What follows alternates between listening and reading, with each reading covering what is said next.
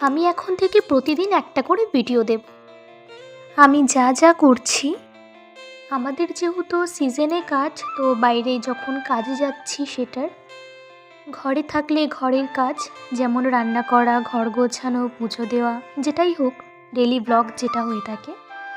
এখন যা পরিস্থিতি তাতে গ্যাস পাওয়া তো আর সম্ভব নয়। এখন আমাদের ইন্ডাকশানটাই ভরসা। আমি এটা মাঝে মাঝে ইউজ করি, কিন্তু এখন এটাই ভরসা। আজকে রান্না হচ্ছে আম দিয়ে ডাল। যেহেতু গরম পড়ে গেছে তাই একটু টক ডাল তো এখন প্রায় হবে। সাথে করছি বেগুন ভাজা। ভেবেছিলাম আলুটা ভাজবো, তারপর ও যেহেতু বেগুন ভাজাটা বেশি পছন্দ করে, তো তার জন্য বেগুন ভাজা। আমি তো যখনই টক ডাল, সেটা আম দিয়ে হোক, আমি সেখানে সবসময় শুকনো লঙ্কা আর সর্ষে ফোড়ন দিই। আর সাথে সজনের ডাঁটা দিয়ে সর্ষে পোস্ত বাটা দিয়ে যে একটা রেসিপি হয়, বা তোমরা কারা কারা এটা খেয়েছো জানি না, তবে আমার মা এটা খুব সুন্দর রান্না করে, মানে আমার তো খুব ভালো লাগে আর কি। তো সেটাই একটু ট্রাই করলাম আজকে।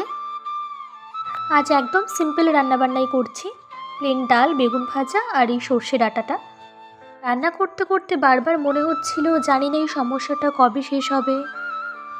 আমরা যারা বাড়ির বাইরে রয়েছি কাজের সূত্রে, এটা একমাত্র তারাই খুব ভালো করে বুঝতে পারবে কি খারাপ অবস্থা সবার। এখানে তো আর উনুন করে রান্নার ব্যবস্থাও সম্ভব নয়, তাই এখন একমাত্র ভগবানই ভরসা। কিছুদিন আগে শুনলাম পেট্রোলের কথা, এখন গ্যাসের এই অবস্থা দেখে তো আমার শুধুমাত্র কোভিডের কথাই মাথায় আসে। জানি না কেন, সবার হয়তো একরকম নাও হতে পারে, তবে আমার শুধুমাত্র ওই কোভিডের দিনগুলোই মাথায় আসছে। এখন যেমন এত সমস্যা সবার, কেউ খাবার পাচ্ছে না, বাইরে বেরোতে প্রবলেম। তো যাই হোক, আজকের মতন টাটা।